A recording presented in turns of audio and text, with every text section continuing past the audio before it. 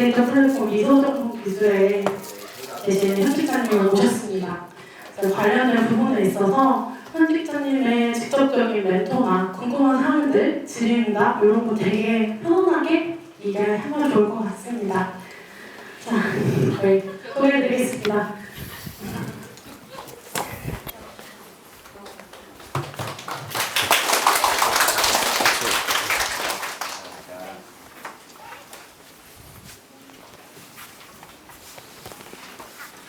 네, 반갑습니다.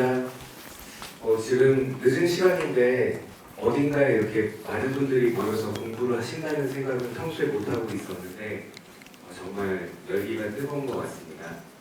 오늘 만나뵙게 돼서 너무 반갑고요.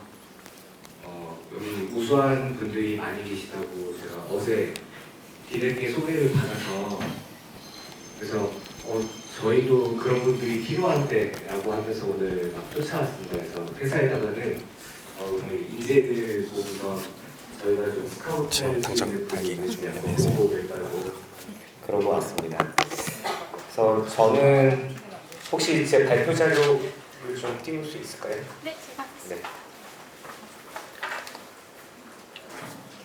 이렇게 넘기면 네. 제가 여기서 넘기면 제가 넘겨도 괜찮아요. 저는 지금 미소정보기술이라는 회사에서 그 헬스케어 사업을 총괄을 하고 있습니다. 그래서 소개는 이제 넘기면서 드릴게요. 저는 이제 원래 의대 졸업하고 이제 의과대학에서 학생들 가르치는 일을 하고 있었고요. 어떻게 하다가 지금 이제 폰트가 조금 달라가고 깨지긴 한데 이제 기업으로 옮겨서 이제 사업을 하게 됐습니다. 그 얘기는 오늘은 자세하게는 말씀 못 드릴 것 같고 조만간에 또 뭐 강의가 있는 것 같아요. 그래서 그때 조금 자세하게 말씀을 드리겠습니다. 어쨌든 핵심은 저는 그냥 뭐 병원에서 환자 보거나 아니면은 학교에서 저희 뭐 이제 의사가 되려는 학생들 가르치는 일을 평생 할 줄 알았어요. 근데 어느 날 어떤 계기로 인해서 그 직업을 바꿔야 하는 순간이 왔고 그 순간에 느끼는 어떤 그 뭐 여러 가지 어려운 점들 그런 것들을 한번 느껴봤기 때문에 그 여러분의 백그라운드는 잘 모르겠지만 약간의 그 스트레스 뭔가 아니면은 두려움 뭔가 막연함 이런 것들을 아주 조금이라도 조금 이해를 할 것 같습니다. 그래서 그런 측면에서 뭐 여러 가지 말씀을 좀 드릴 수 있는 기회가 될 것 같습니다. 일단은 뭐 회사 제가 뭐 광고하러 온 건 아니지만 저 사람이 뭘 하는 사람인지는 먼저 말씀을 드려야 될 것 같아서 저희 미소정보기술은 아마 대부분은 이름을 한 번도 못 들어보셨을 겁니다. 근데 최근에 이제 열심히 사업을 하고 있고요. 지금 현재 업력은 19년차 사업을 하고 있습니다. 키워드는 여기 보이는 것처럼 AI, 빅데이터, 플랫폼 요 세 개가 저희 키워드고 이제 저는 보통 소개할 때는 이제 플랫폼 회사라고 얘기를 하고 있습니다. 저희 최근에 이제 역삼동에서 과천으로 본사를 옮겼고 그 외에도 이제 호남이랑 영남에도 저희 지사가 있습니다. 그리고 대전에 저희 R&D 센터가 있어서 거의 절반 정도 직원이 대전에 있고요. 요거는 이제 작년에 그 건물을 대전에 새로 지어서 한 3분의 1은 지금 체육관 거의 국제 그 규격의 테니스장이 있고 그 안에서 우리 그 매트릭스에 보면은 트리니티가 공중에 딱 뜬 채로 이렇게 막 돌잖아요. 그런 식으로 여러 개의 카메라를 달고 보행 분석이라든지 여러 가지 연구를 할 수 있는 그런 시설들이 같이 들어가 있습니다. 그리고 데이터 센터도 있고 저희 헬스케어 R&D를 이쪽에서 하고 있습니다. 그래서 저희가 주로 하는 사업은 한 10년 전부터 이제 병원에 클리니컬 데이터 웨어하우스라는 거를 구축을 했어요. 처음 구축한 거는 이제 한림대학교 병원이고요. 그 이후에 뭐 전남대학교 병원 뒤에 나오는구나. 그 건강보험공단 일산병원, 세브란스 병원 이런 데다가 CDW를 계속 구축을 해왔습니다. 그래서 실제로 병원에 이제 그 데이터들은 우리가 연구에다 쓸 때 2차 자료라고 얘기를 하거든요. 병원 데이터는 원래 진료를 위해서 만든 데이터고 연구를 목적으로 애초에 만든 데이터가 아니에요. 그거를 갖고 연구를 하자면은 정말 병원에 널린 원천 데이터를 막 통합을 하고 전처리하고 나중에 분석해서 한 편의 논문을 낼 때까지 정말 많은 단계를 거칩니다. 이게 아마 여러분들이 지금 이제 교육 받으시는 과정에 상당히 많은 부분들이 들어가 있을 건데 이것들을 저희가 이제 매번 고객을 위해서 이걸 새로 개발을 하다 보니까 너무 힘들어서 이것들을 이제 좀 패키징을 해서 솔루션화하자 라고 해서 이제 굉장히 많은 솔루션들을 지금 만들고 있습니다. 좀 심하게 깨지네요. 그래서 제가 여기 회사에 들어온 거는 이제 3년 전에 들어왔고요.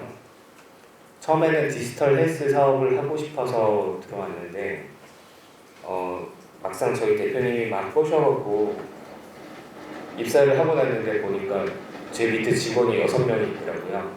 그러고선 뭘 하는지 봤더니 다 연구과제를 하고 있어요.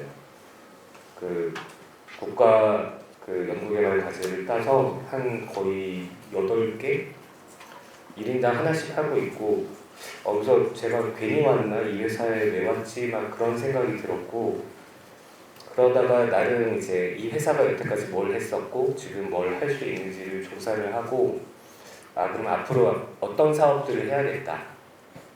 당장에는 할 수 있는 일이 많지 않더라도 이제 차차 나가면서 이런 일들을 계속 이제 벌여나가야겠다라는 걸 계획을 세우게 됐어요. 제가 들어왔을 때는 레퍼런스가 이렇게 여러 병원들을 CDW를 구축을 했지만 날짜를 잘 보면은 아무것도 안 하고 있던 날도 되게 많고 물론 이제 전혀 안 한 게 아니라 이제 다른 사업을 했었겠죠. 뭐 그래서 이 회사가 뭐 헬스케어를 전문으로 한다 이런 그런 상황은 아니었고 그다음에 조금 레퍼런스가 될 만한 건 닥터 앤서라고 되게 유명한 그 사업이 있어요. 지금 뭐 닥터 앤서 3.0, 4.0까지 이제 가고 있는데 거기에서 이제 비정형 데이터를 자동으로 정형화하는 그런 프로젝트를 수행을 하면서 그 텍스트 어널리시스를 하는 솔루션이 이때 개발이 돼서 저희 주력 상품 중에 하나가 됐습니다. 그리고 아마 국립암센터에 보면 이제 국가암 빅데이터 센터라고 있는데 그 사업을 저희가 2020년부터 구축을 해서 지금 잘 운영이 되고 있습니다. 그래서 제가 들어오고 나서 이제 여러 병원들을 더 뚫어서 사업들을 계속해서 따왔고 아까 앞에서 보여드린 솔루션들을 저희가 이제 그 병원 사업을 하면서 많이 만들었는데 나중에 보니까 헬스케어 빅데이터 플랫폼에도 똑같은 기술이 들어가는 거예요. 그래서 우리가 저쪽 사업도 할 수 있겠다라고 해서 지금 현재 국내에 있는 거의 대부분의 보건의료 빅데이터 플랫폼 사업들은 저희들이 직간접적으로 다 관여를 하고 있습니다. 이제 그 외에 뭐 아시겠지만 그 공통 데이터 모델, 커먼 데이터 모델이라는 게 있는데 이게 또 한때 되게 유행이 됐었거든요. 그래서 이거를 국내에서는 에비드넷이라는 그 아주대학교 병원 박내웅 교수님이 만드신 회사에서 많이 하고 있는데 저희도 한 2-3번째 갈 정도로 이 CDM을 많이 하고 있습니다. 그리고 이제 데이터 라이브러리, 뭐 암 라이브러리 같은 것들 구축하고 이런 것들도 저희가 맡아서 하고 있어서 저 들어온 이후에도 이런 사업들 많이 하고 있고 가다 보니까 사실 의료 데이터에다가 다른 데이터 붙이는 거는 다른 쪽에서 못합니다. 예를 들어서 그 파이낸스 데이터 주로 하시는 분들 있잖아요. 이분들한테 파이낸스랑 의료 데이터 붙이라고 하면 못 붙여요. 근데 의료 데이터를 하시는 분들은 파이낸스 데이터 붙여보자고 하면 붙이십니다. 그게 왜냐하면은 의료 데이터에 진입 장벽이 있어요. 그 데이터를 많이 다뤄봄으로써 어떤 인사이트가 생기는 게 굉장히 중요한데 그 부분이 안 되기 때문에 지금 파이낸스 쪽에서 쟁쟁하게 잘 나가던 회사들이 헬스케어 사업을 따고선 완성을 못 해갖고 회사가 위기에 처하는 경우가 꽤 많이 있습니다. 그래서 제가 봤을 때는 헬스케어 데이터를 잘 다루시는 게 앞으로 그 데이터 사이언티스트 내지는 그런 IT 쪽에서 활동하시는 데 되게 중요한 무기가 될 것 같아요.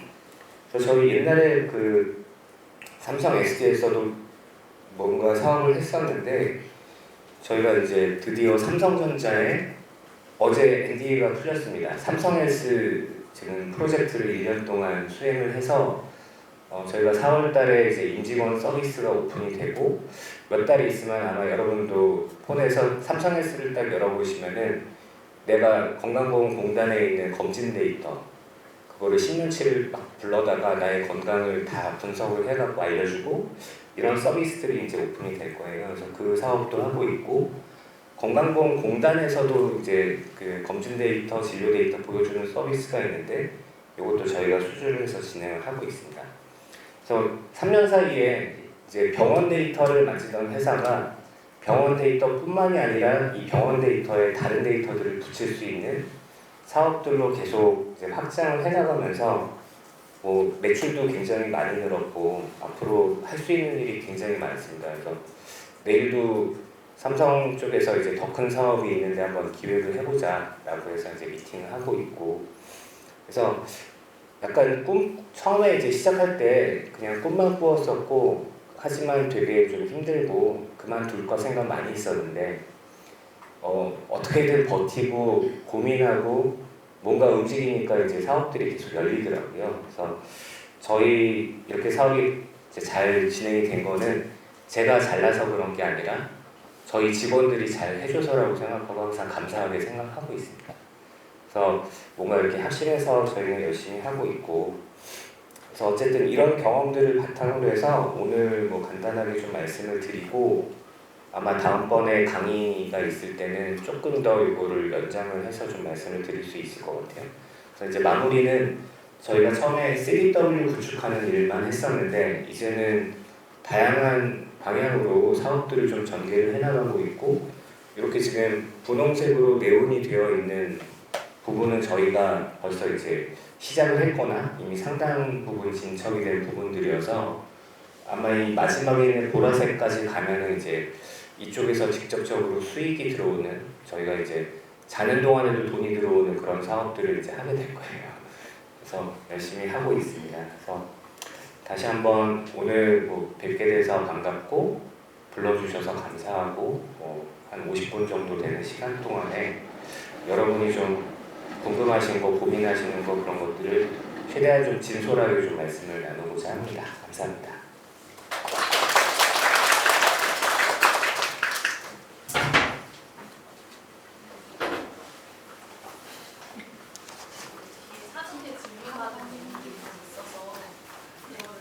네, 이렇게 네. 표현이 이렇게 해서 사전에 네네. 질문 받을 수 있어서 네. 넘기면 바로 다음 질문. 네, 알겠습니다.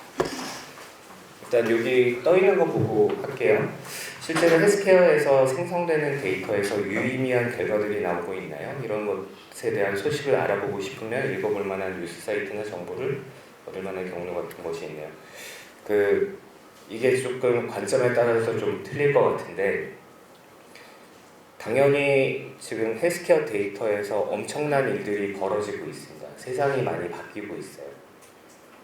옛날에는 우리 검진이라는 게 그렇게 중요한지 몰랐는데 지금은 검진 데이터가 그대로 코호트 연구의 데이터가 되고 코호트 연구라는 거는 이게 좀 이제 좀 어려운 얘기이긴 한데 그 의학 연구 중에 여러 이제 연구의 종류가 있어요. 주로 이제 환자 대조군 연구 아니면 이제 병원에서는 새로운 뭐 치료 방법이나 새로 만든 약을 갖고 이제 임상 시험을 하는 그 이제 무작위 대조군 연구 이런 것들이 있는데 코호트 연구라는 거는 좀 간단하게 말씀드리면 원래는 대상이 환자가 아니에요.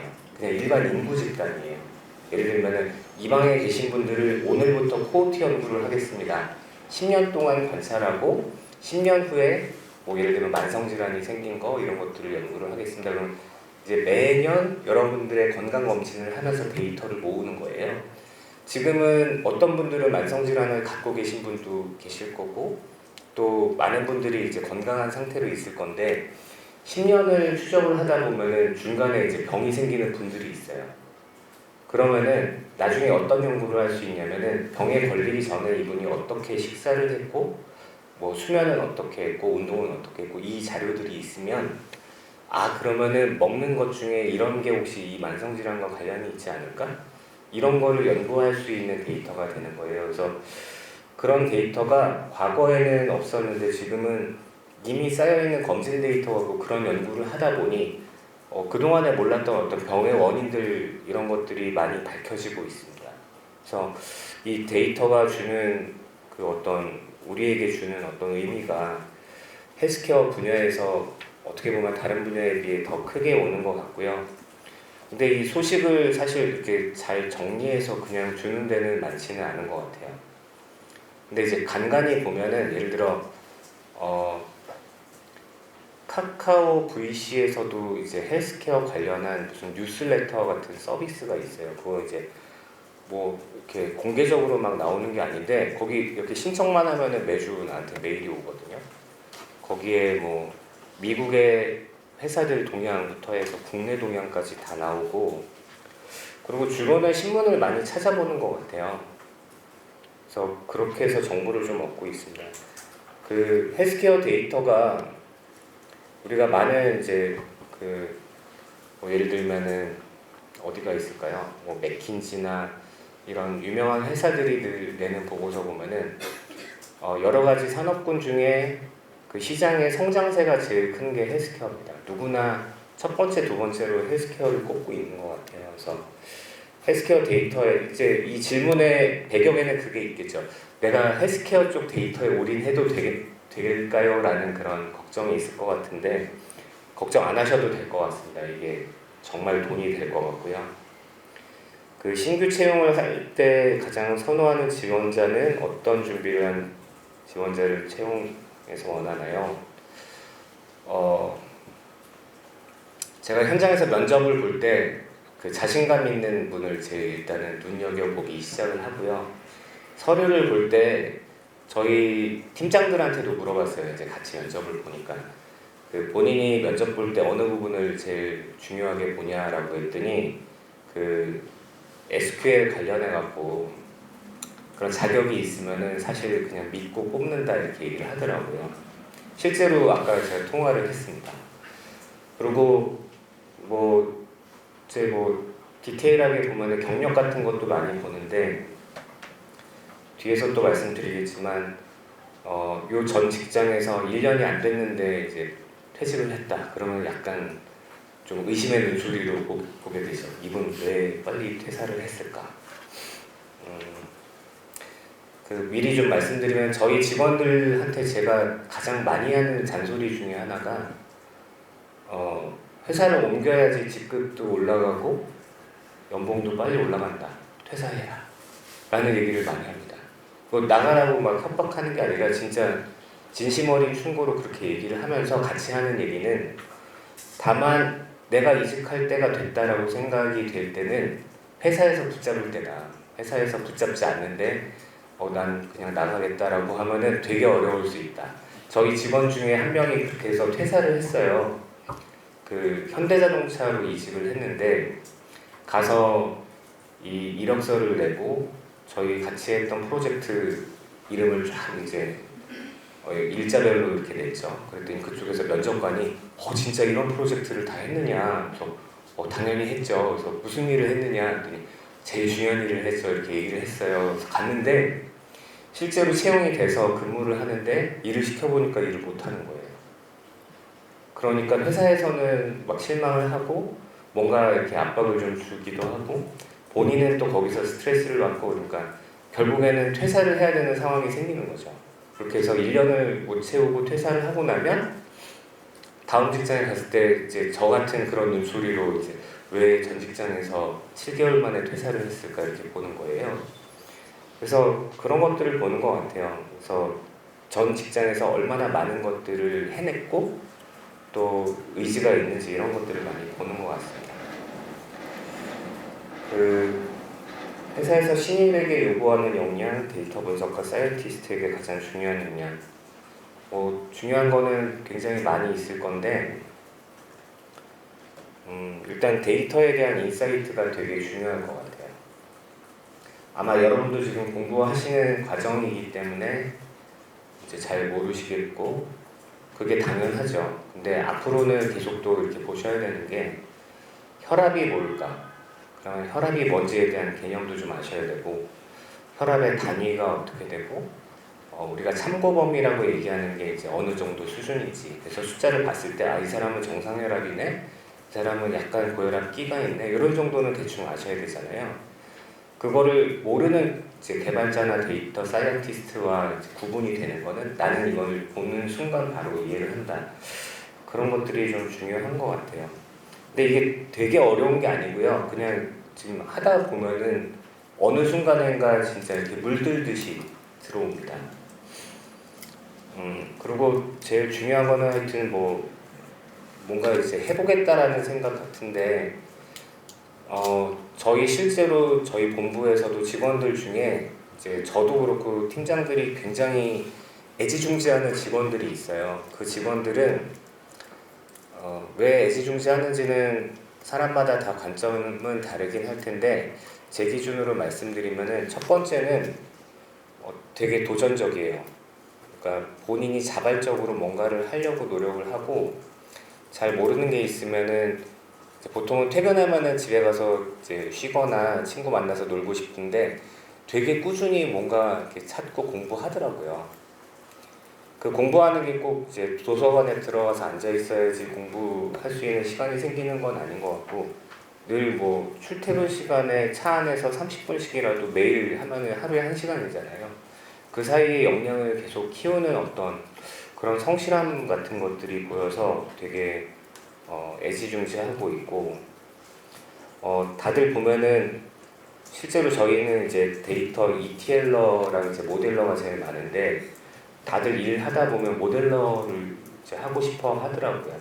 그게 저희 사업 같은 경우에는 모델러가 제일 또 이제 끝판왕 가장 중요한 역할인 것 같고 직원들이 그런 것들을 선호합니다. 근데 그걸 위해서 또 여러 가지 공부할 것들이 많고 그래서 학원이라든지 인강이라든지 이런 것들 갖고 또 열심히 하고 있고 그 다음에 소통을 많이 하는 것 같습니다.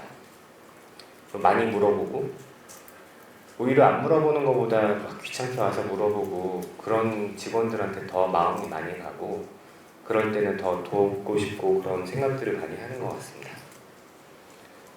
갑자기 7번으로 띄웠는데 박사 학위로 관련 분야에 취업이 가능한지 네.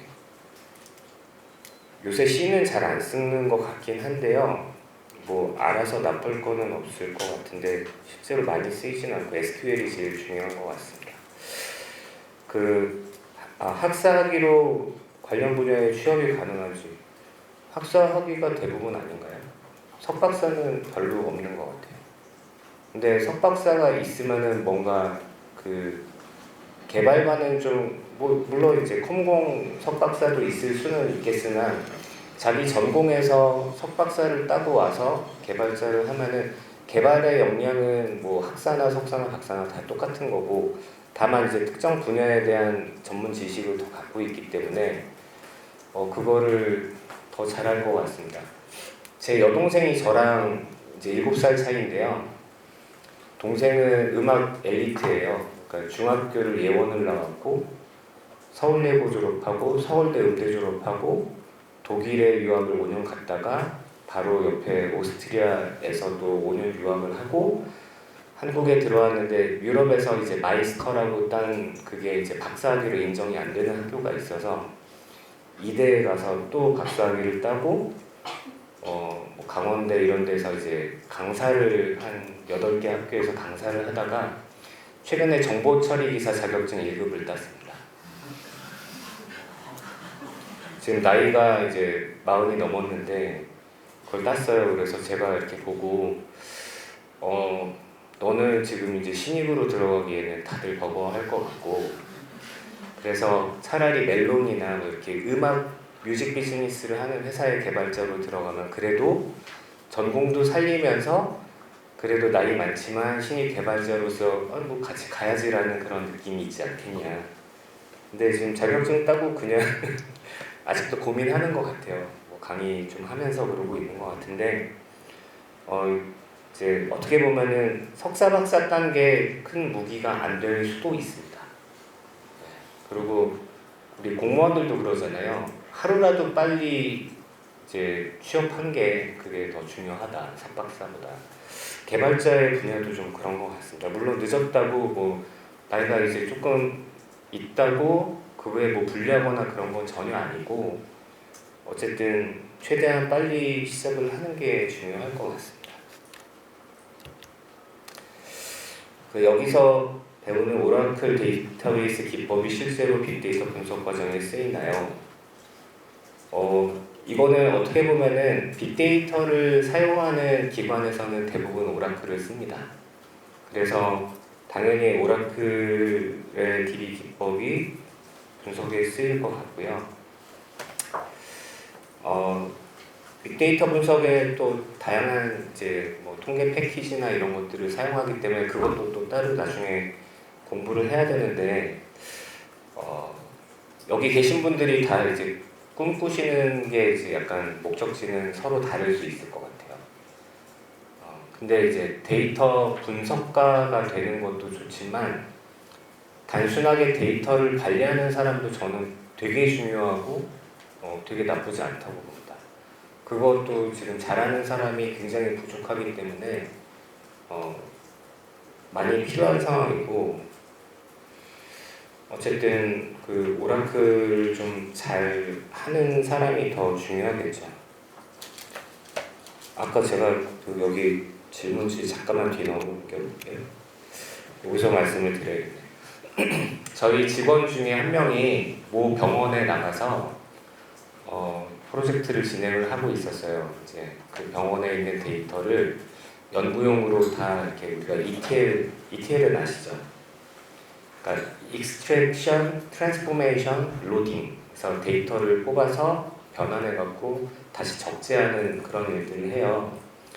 그걸 조금 설명드리면은 병원에 있는 데이터는 이제 보통 병원은 EMR이나 HIS라는 걸 쓰잖아요. 이제 전자의무기록 시스템을 쓰고 있는데 많은 분들이 이 EMR, HIS가 병원의 의무 기록을 전자화하기 위해서 이제 도입을 했다고 생각하시지만 실제로는 병원이 건강보험공단이나 심평원에 돈을 받기 위해서 행정적으로 쓰는 시스템이에요. 거기에 있는 이제 어떤 의료적인 내용들은 그런 시스템까지 필요가 없습니다. 네, 그럼에도 불구하고 이제 그런 시스템이 생겼는데 어쨌든 이 시스템은 이제 ODS라고 해서 우리가 오퍼레이션에 필요한 데이터만 따로 이제 바라보고 쓰고 있는데 이 ODS를 갖고 연구를 할 수는 없어요. 이거 함부로 만졌다가 이제 데이터에 문제가 생기면 안 되기 때문에 병원 데이터를 갖고 연구를 하겠다 그러면 이거를 추출해서 변환을 해서 연구용 DB를 따로 만듭니다. 그게 아까 저희가 하는 CDW, 클리니컬 데이터 웨어하우스거든요. 그러면 이제 그 CDW 안에 들어가서 작업을 하는데 이제 그것마저도 저희 개발자나 아니면은 이제 유지 뭐 운영 관리하는 그런 직원들은 그랜트를 이제 리드 온리를 받아요. 그러니까 데이터를 볼 수만 있고 수정할 수 없는 권한을 받아야 되는데 저희 직원 하나가 뭔가 부탁을 받아갖고 전권을 다 갖고 있는 아이디를 갖고 접속을 해서 ETL을 했는데 원본에서 원본으로 ETL을 했어요. 그랬더니 이제 결과적으로 데이터가 다 날아갔습니다. 이게 일반 기관에서 날아간 것도 문제인데 병원에서 밤에 데이터가 날아갑니다. 다음날 진료 못 하거든요. 내일 환자가 와갖고 이제 막 엑스레이 띄우고선 뭐 지난번 검사는 이렇게 됐고요. 이거 해야 되는데 다 날라갔어요. 근데 이제 오라클을 잘 배운 사람이라고 하면은 여기 타임스탬프 기능을 30분 안에 쓰면은 이걸 복원할 수 있다는 걸 알았을 텐데 이 친구는 오라클을 열심히 한 친구가 아니었어요. 공공기관에서 사업 관리하다가 이제 온 차장인데 이걸 몰라서 30분이 넘어가 버렸죠. 아마 병원 담당자한테 한 29분쯤에 전화를 한 것 같아요. 병원 담당자가 시간이 얼마나 됐어? 그랬더니 지금 한 31분 되는데요. 막 이제 담당자가 땅을 치고 후회를 하는 거죠. 미리 좀 전화하지 왜 이제 전화했냐고. 그때 오라클을 잘하는 사람이었으면 이런 일 없었습니다. 얼마나 중요한지 아시겠죠? 그리고 데이터 마이닝 알고리즘을 사용하는지 최신의 논문을 적용하는 프로세스가 있는지. 근데 사실 제가 전에 얼마 전에 서울 성모병원이랑 네이버 클라우드에서 같이 교육을 하나 만들어갖고 거기를 들어갔는데 뭘 했냐면은 검진 데이터셋을 주고 이 사람들의 앞으로의 그 건강을 예측하는 그런 거를 LLM을 이용해서 하는 걸 했었어요. 그래서 LLM 갖고 하고 나중에 파인 튜닝 하는 것까지 했는데 저 마지막에 파인 튜닝 할 때 먼저 나왔습니다. 왜 나왔는지 아세요? 제가 그거 할 일이 없고 저희 개발자들을 시킬 거니까 저는 이게 되는구나만 알면 돼요. 그래서 딱 그 순간 나왔습니다. 너무 어려워갖고 나왔는데 사실 여기 지금 그 질문하신 내용은 제가 정확하게는 모르겠어요. 제가 뭐 지금 이런 부분에서 어떤 알고리즘을 쓰는지는 잘 모르겠지만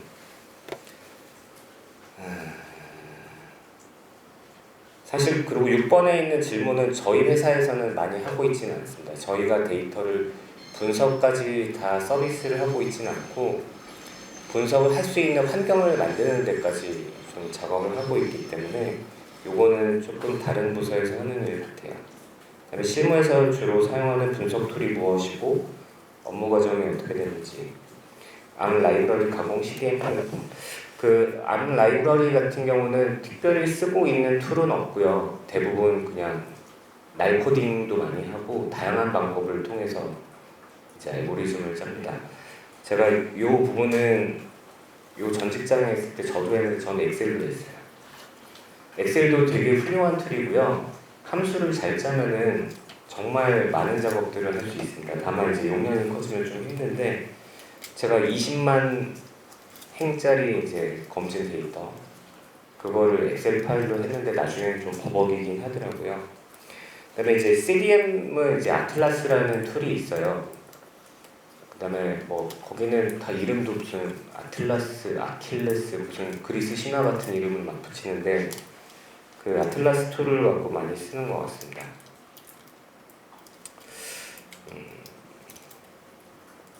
혹시 여기 질문 말고 또 궁금하신 게 있을까요? 저는 사실 기술적인 부분보다는 약간 감성적인 부분 이거 되게 중요해요. 내가 지금 이 순간 직업을 바꾸고 새로운 길을 개척하려고 하는데 나에게 좀 이렇게 안도감을 줬으면 좋겠다. 아니면은 그래도 그 길을 가서 이렇게 살아남고 잘 사는 애도 있구나. 그런 거 되게 중요하지 않나요? 그래서 주로 그런 쪽으로 많이 좀 말씀을 주셨으면 좋겠습니다. 자유롭게. 네.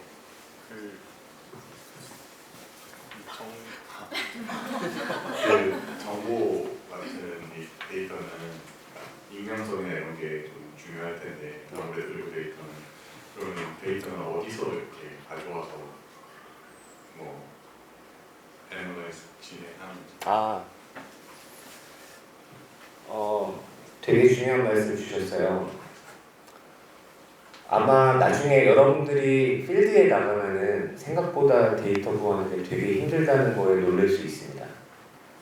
우리나라가 좀 특징이 이제 해외에 보면은 이제 여기 외국에서 이제 일을 하시던 분도 있다고 들었는데 미국이나 이런 데 보면은 막 기업에서 이런 데이터들 잘 모아갖고 우리 잘 알잖아요. 뭐 구글, 애플 이런 데서도 데이터 많이 모아갖고 서비스도 했고 여러 회사들이 이제 다양한 서비스를 하고 있는데 우리나라는 그게 잘 안 됩니다. 그 이유는 우리나라의 의료 데이터는 병원이 갖고 있어요. 특히 뭐 빅5 이런 병원들. 그 병원들이 밖에다 데이터를 안 줍니다. 줄 수 있는 방법도 없고 방법이 있다 해도 가급적 주고 싶지 않아 해요.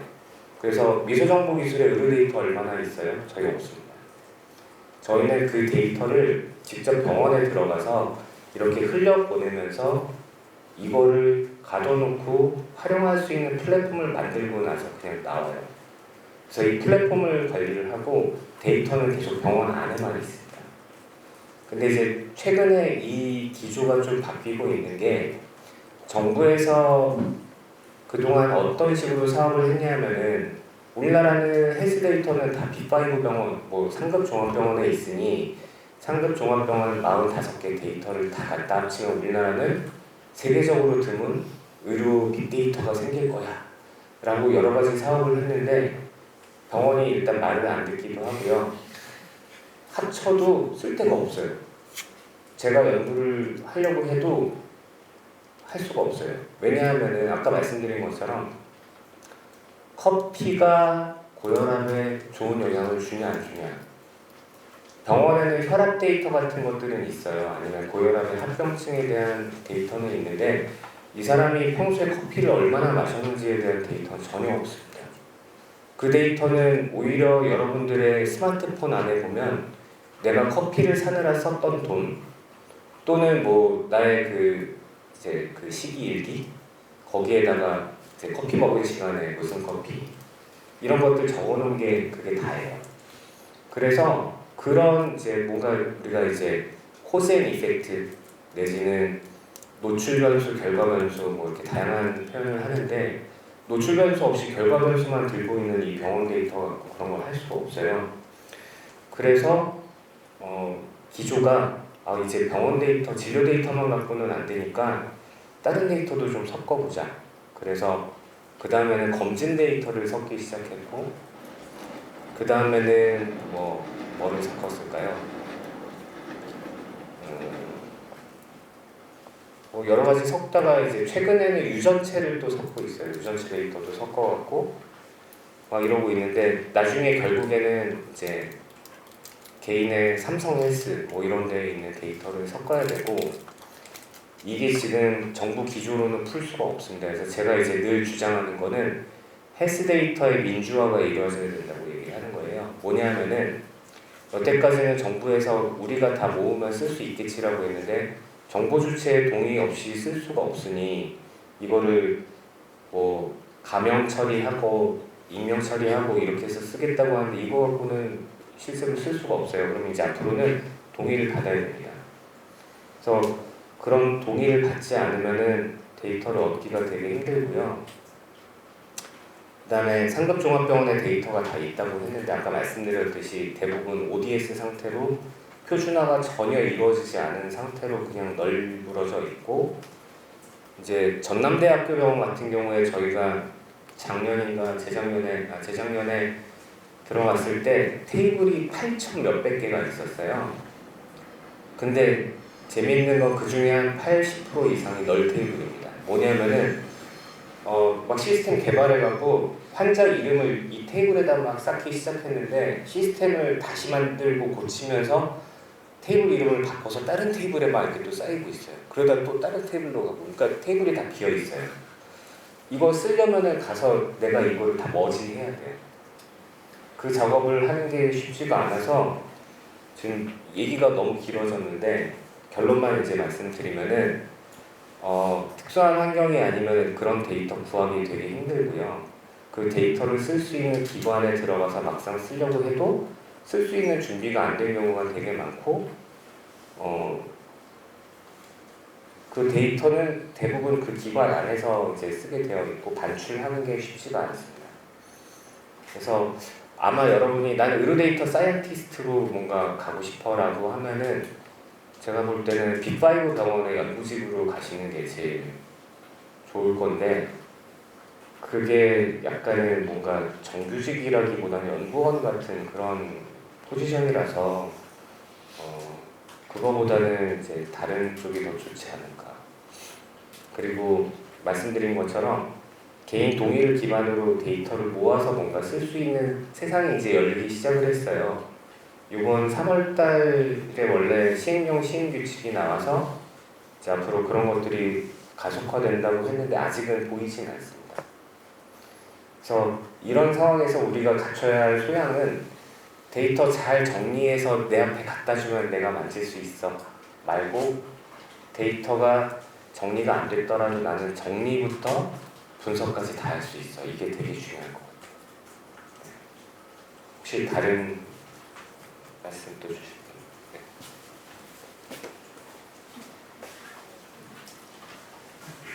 네.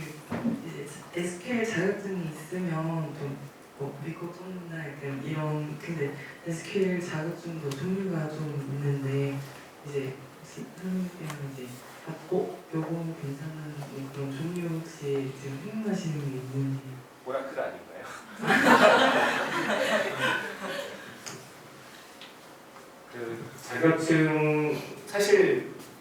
기관은 제가 봤을 때 뭐 어디가 좋고 어디가 나쁜지는 잘 모르겠는데 그냥 제가 봤을 때는 이 자격을 부여한 기관에 대한 신뢰가 되게 중요할 것 같아요.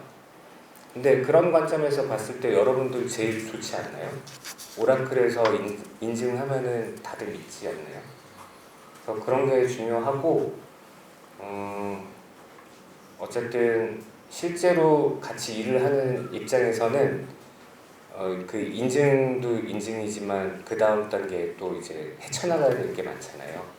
같이 문제를 해결하는 능력 그런 것들을 사실 단순하게 그 뭐 인증 하나만 따고 이렇게 되는 게 아니라 관련되어 있는 교육들을 조금 다양하게 받아야지 그런 문제 해결 능력이 생기지 않을까. 근데 제가 오기 전에 여기 교육 프로그램을 한번 이렇게 소개해 주신 거를 대충 봤는데 되게 다양하게 이런 교육을 하고 계시더라고요. 그래서 제가 만약에 이제 개발자로서 좀 뭔가를 준비를 하고 싶다라고 했을 때 이런 기관에서 받으면 되게 좋겠다라는 생각이 들었습니다. 그리고 이제 한편으로는 이런 기관에서 교육 받으신 분을 우리가 모셔가야겠다라는 생각을 하게 됐고요.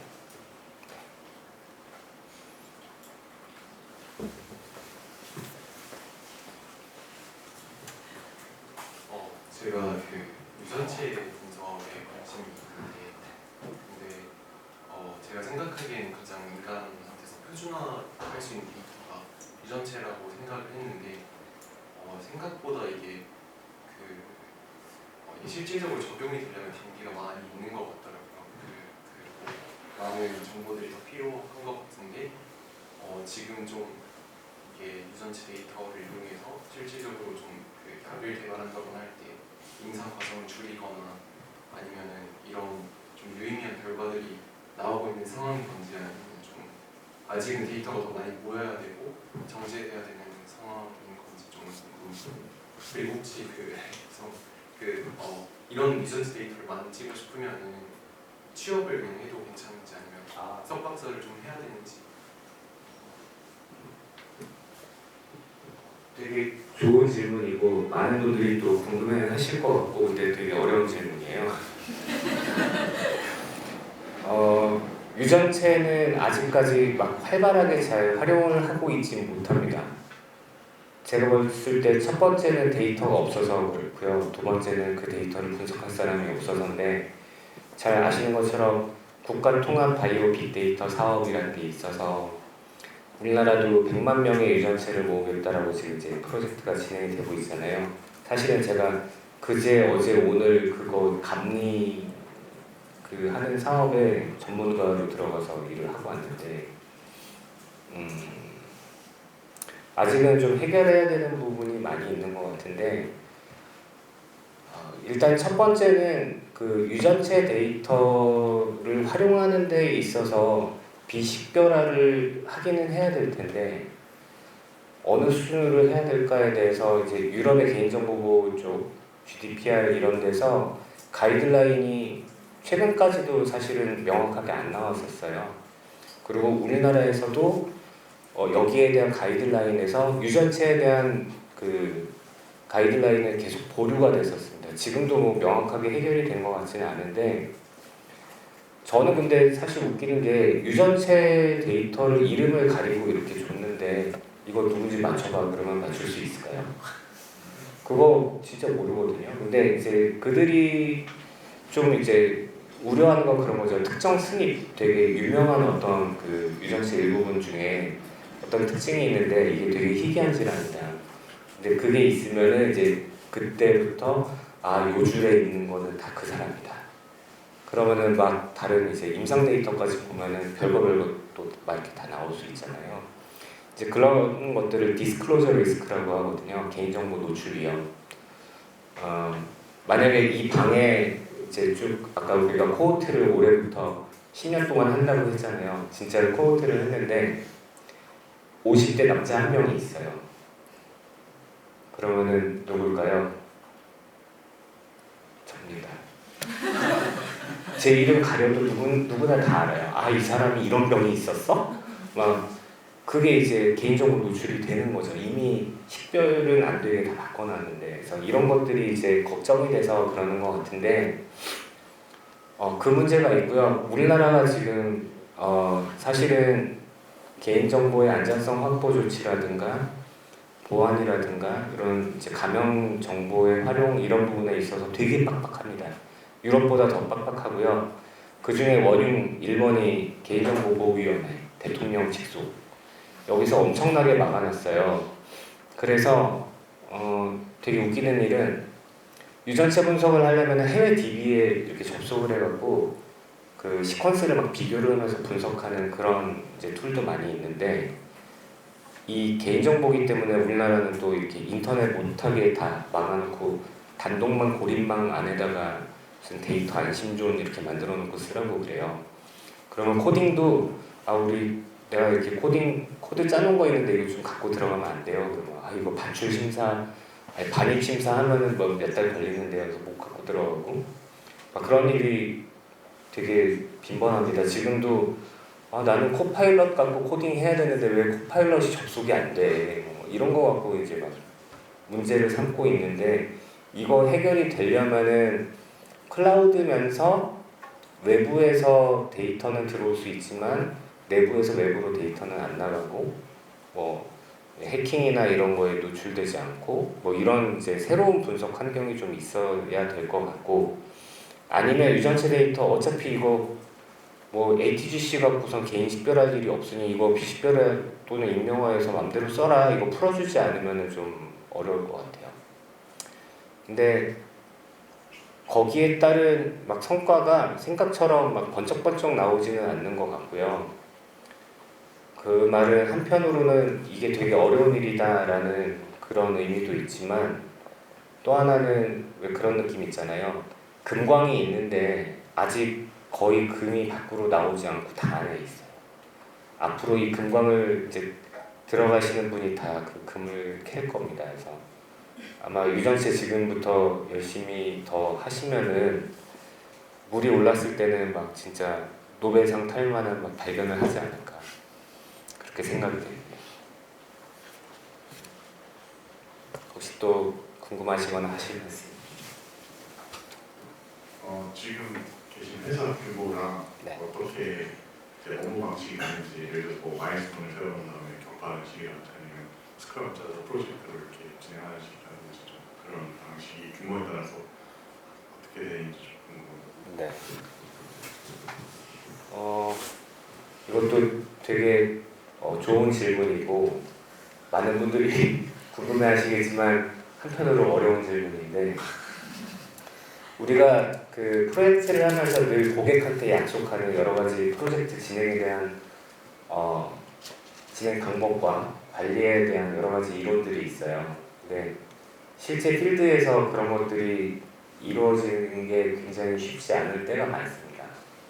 그래서 뭐라고 표현을 해야 될지 모르겠는데 저희는 각계 격파를 하고 있고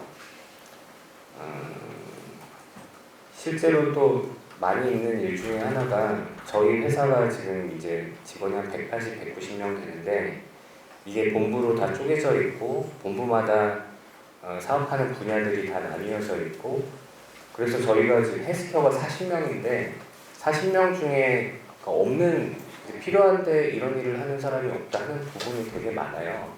그래서 이제 프로젝트를 하게 되면 다른 회사랑 많이 하거든요. 이제 제가 발이 되게 넓어져 갖고 어떤 프로젝트가 나오면 여기는 뭐 휴레이가 들어오면 되겠다. 여기는 뭐 어디가 들어오면 되겠다 해서 거기다 같이 하자고 해서 같이 하거든요.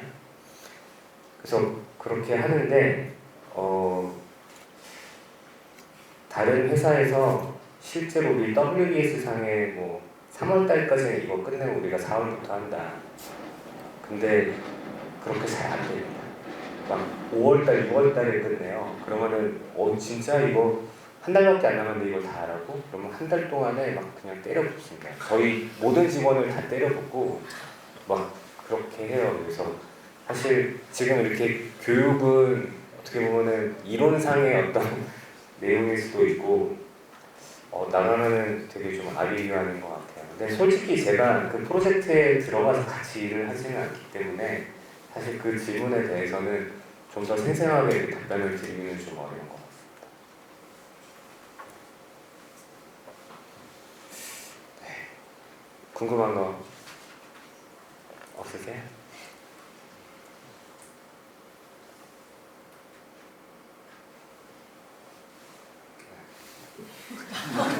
저만 질문. 가까워서 좋습니다. 그 회사 복지나 또 이제 일을 하려면은 아무래도 그 컨텐츠 리소스가 필요하잖아요. 네. 그래서 그 어느 정도로 지원해 주시는지 저희 회사는 사실 되게 내세울 게 없어갖고 뭐라고 말씀 못 드리겠는데 여기 다 저희 회사 오실 거 아니니까 그죠? 그러니까 되게 잘해주는 회사도 막 엄청 많고요. 근데 의외로 IT 회사에서 실제로 개인한테 지급되는 노트북도 되게 안 좋을 때가 많아요. 저 깜짝 놀랐어요. IT 회사인데 진짜 노트북이 이따위라고? 그래서 제가 막 경영지원본부랑 싸우고 그러거든요. 그래서 한 번은 각 잡고서 진짜 다 조사해갖고 제주 연월이를 조사를 해서 지금 5년이 넘은 직원도 몇 명이 있고 4년 넘은 직원이 몇 명, 그 다음에 이상 증상이 있는 직원이 몇 명이 있는데 이상 증상은 뭐고 무슨 블랙 스크린 막 해갖고 다 적어갖고 공문을 보냈어요. 이거 A 등급은 3개월 내, 1개월 내, B 등급은 3개월 내, C 등급은 6개월 내에 노트북 다 교체해서 지급하라고. 근데 그거는 회사마다 다르지 않을까요? 네, 저희 최근에 그 양자 컴퓨팅에 좀 관심이 많아서 제가 이제 개인적으로 AWS랑도 좀 자주 만나고 있고 그 국가 임상시험 지원단인가 거기에서 또 매년 행사를 하는데 거기에 이제 세션 하나를 양자 컴퓨팅을 이용한 신약 발굴 그거를 넣었어요. 그래서 각계 그거 하시는 교수님들이 이제 막 다 발표를 하시는데 컴퓨팅 파워는 되게 많이 좋아하시고 있습니다. 그리고 요 전 직장은 이제 분당 서울대병원에 안에 있었는데 분당 서울대병원에서도 약간 좀 무슨 슈퍼컴퓨터 하나 만들어갖고 막 연결하고 이런 것들 하고 있었거든요. 그래서 결론은 근데 뭐랄까 컴퓨팅 리소스도 중요하고 분석 방법이 더 중요한 것 같고 뭐니뭐니 해도 DB는 오라클이죠.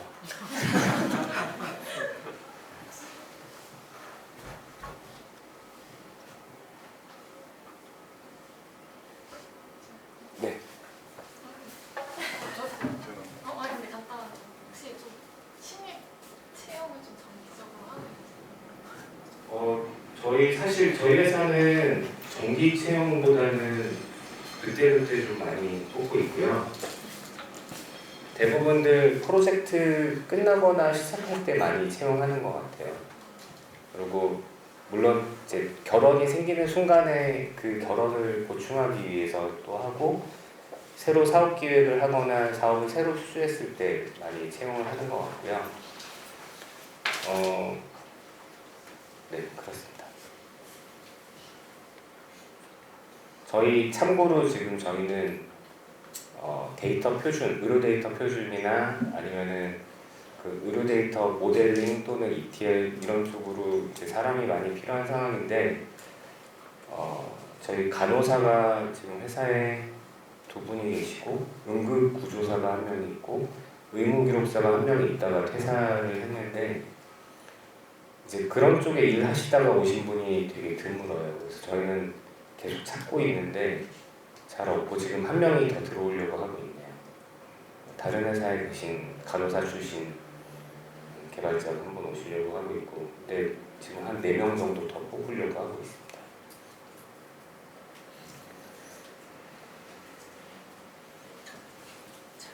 네. 2분. 혹시 경험하셨던 병원에서는 AI가 어떻게 활용되고 있어요? AI요? AI 너무 많이 쓰고 있죠. 일단 제가 뷰노, 루닉, 딥노이드, JLK 다 되게 친하고요. 지금 AI 회사들은 대부분 영상 이미지를 자동으로 판독하고 진료를 보조하는 그런 것들을 개발하고 있는데, 지금 병원에서는 예를 들면은 낙상 위험에 대해서 AI로 평가를 해서 낙상 위험도가 높은 분한테 뭔가 조치할 수 있는 이런 것들을 개인이 입원을 할 때 본인 또는 보호자한테서 이 동의를 받아요. 이런 서비스가 있는데 이용하시겠습니까? 그거 사인하면은 나도 모르게 16,000원이 더 나갑니다. 그 16,000원 중에 반 정도는 병원으로 가고 반은 AI 회사로 가요. 그런 서비스도 있고 되게 신기한 서비스들 되게 많이 있어요.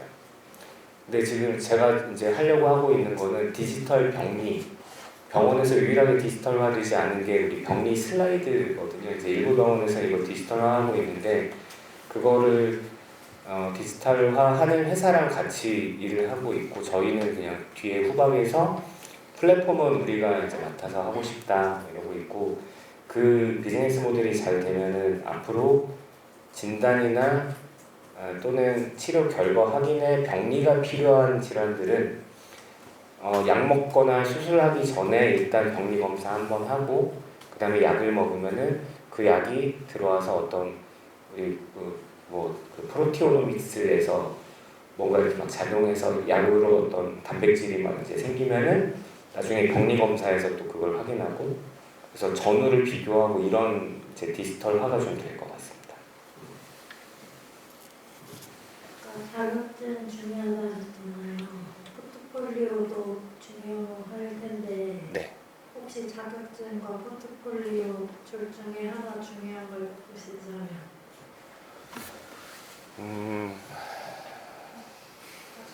우리가 이제 어떤 자격증을 보면은 이분은 한 과장급 정도 되겠다 이렇게 인정되는 그런 자격도 있잖아요. 우리 뭐 DBA라든지 이런 것들, 그런 것도 있는데 이게 뭐 이렇게 비교를 하기는 좀 어려운 것 같아요. 이 프로젝트에서도 뭘 했고 이런 것들이 사실 더 중요할 수도 있고, 약간 케바케 같은데 우리 병원에 임상질지표, 공공의료지표, 응급지표 이런 거 만들 사람이 필요한데 라고 했을 때는 자격보다는 포트폴리오가 더 중요할 수도 있죠. 이분 아산병원에서도 비슷한 일을 했었네? 뭐 이런 게 있으면 더 좋을 수도 있고, 그래서 두 개는 여러분들이 지금은 똑같이 노력해서 계속 올리셔야 될 것 같습니다. 어떤 답을 더 선호하시나요? 다시 좀 확인 좀 하고. 포트폴리오가 더 중요합니다. 감사합니다. 근데 자격증 되게 중요하고요. 네. 자격은 어느 순간이 지나고 나면 못 따는 것 같아요. 그래서 그게 다 제일 좋은 때가 있는 것 같고, 늘 제일 좋은 때는 지금인 것 같습니다. 네.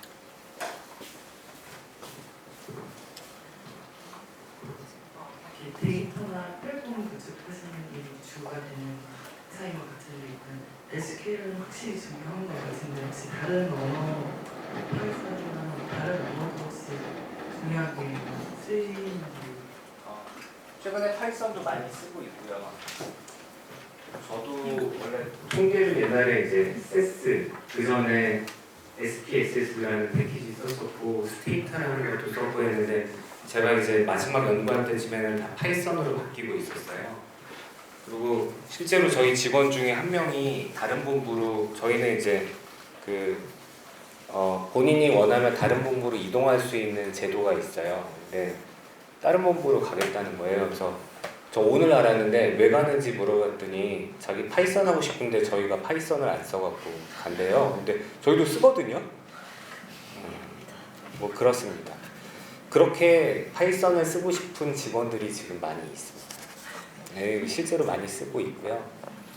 다양하게 많이 쓰는 것 같아요. 근데 사실 아까 뭐 C# 이런 거 안 쓸 것 같은데 가끔 필요할 때가 있어요. 그거는 진짜 저희 하는 프로젝트는 늘 문제 해결형이라서 그 문제 해결에 어떤 지식들이 어떻게 활용이 될지는 모르겠는데 여러분 맥가이버라는 혹시 모르시죠? 미드. 진짜 그때 그 당시에 내 주변에 있는 뭔가를 다 모아갖고 문제 해결하는 분들이 있어요. 근데 그때는 진짜 다양한 것들이 필요할 수 있습니다. 그래서 늘 갖출 수 있는 거는 다 챙겨놓는 게 가장 좋지 않을까 싶습니다. 아까 또 여기 드신 네네.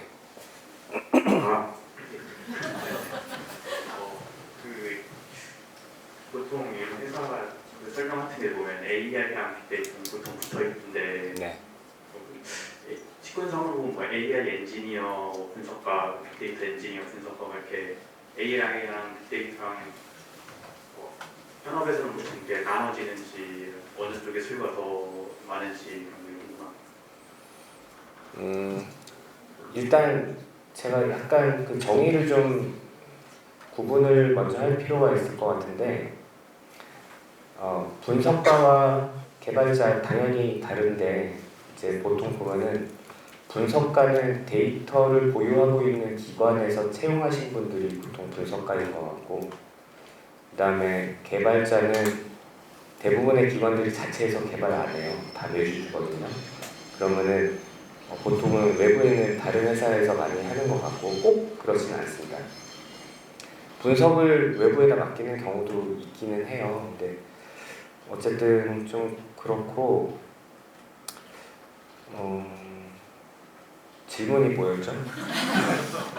AI랑 빅데이터 저희 근데 명확한 구분은 없는 것 같은데 진짜 그 사전적인 의미로는 빅데이터면은 정말 엄청난 뭐 몇 페타 정도의 데이터를 굴려서 이 연산들을 막 나눠서 분산시켜갖고 어떻게 이걸 빨리 처리할 수 있게 하고 막 이런 것들까지 같이 기량을 갖춰야 될 것 같은데 사실 저희가 다루는 또는 사람들이 얘기하는 빅데이터 중에 진짜 그런 수준의 빅데이터는 아직 없었던 것 같고 이제 나오는 게 유전체 같아요. 유전체는 패스트큐, 뭐 샘 파일, 뱀 파일 해서 계속 이렇게 압축해갖고 내려가는데 그럼에도 제가 보니까 일루미나 제품에서 나오는 뱀 파일도 몇백 메가 정도 되는 것 같더라고요. 한 사람께.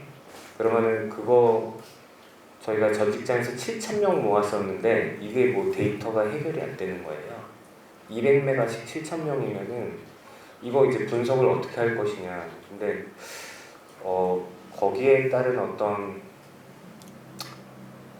그런 지식이 또 따로 필요할 수도 있고 근데 지금 실제로 저희 회사에서는 그거 가리지 않고 다 하는 것 같아요.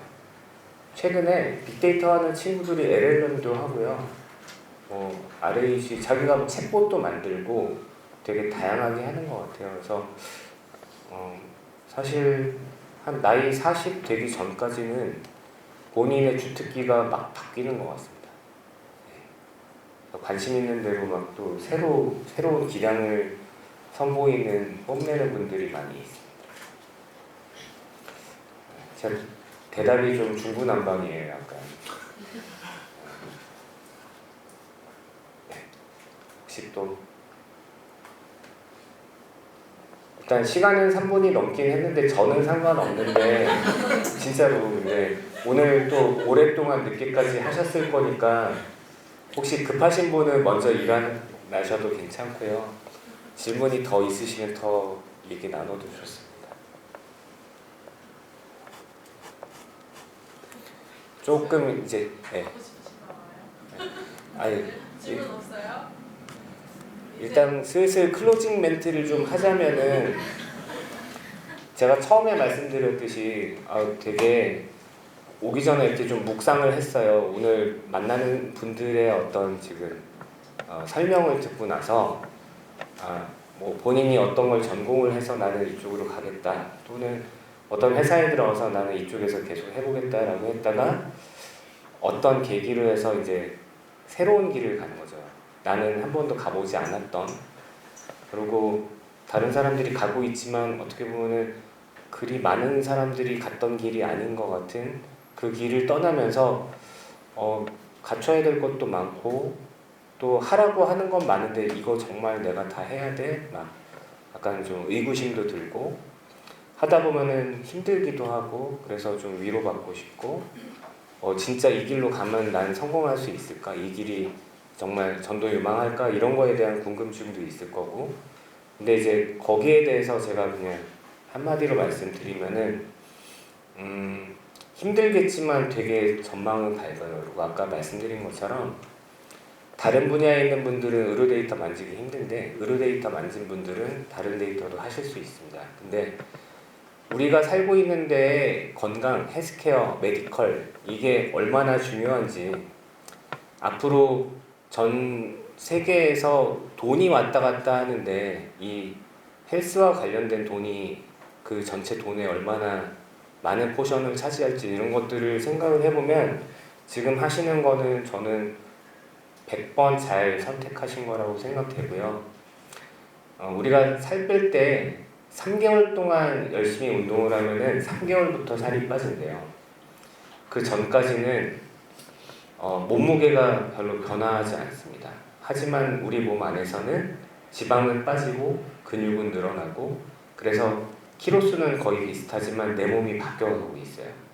근데 우리 뭐 어디 그 공주님 방 앞에서 99일 동안 기다리다가 100일째 딱 공주가 내다봤더니 없어진 왕자님처럼 열심히 하다가 이제 조금만 더 가면 되는데 이제 딱 포기하는 경우가 생기고요. 그래서 제가 살이 안 빠지는 거예요. 조금만 더 했으면 이제 3개월이 지나고 나면은 몸무게가 갑자기 쭉쭉쭉 갑자기 떨어지기 시작합니다. 이게 갑자기는 아니죠. 3개월 동안 쌓인 게 이제 효과가 나오는 건데 그 효과를 보기 전까지는 매일 고민하는 거예요. 나 오늘도 뛰어야 돼? 너무 힘든데? 이게 진짜 살이 빠질까? 저는 지금의 여러분이 약간 그런 단계라고 봐요. 그래서 이왕 시작했다면은 6개월을 잘 참고 견뎠을 때 그 다음에 오늘 결과는 매우 달 것이다. 오늘은 이제 제가 마지막에 얘기하라고 하면 그 말씀 드리려고 했습니다. 감사합니다. 네, 감사합니다. 저 뭐 아시겠지만 어제 갑자기 저기 본부장님이 말씀하셔갖고 갑자기 왔는데 다음번에 올 때는 조금 잘 준비해갖고 오겠습니다. 네. 감사합니다.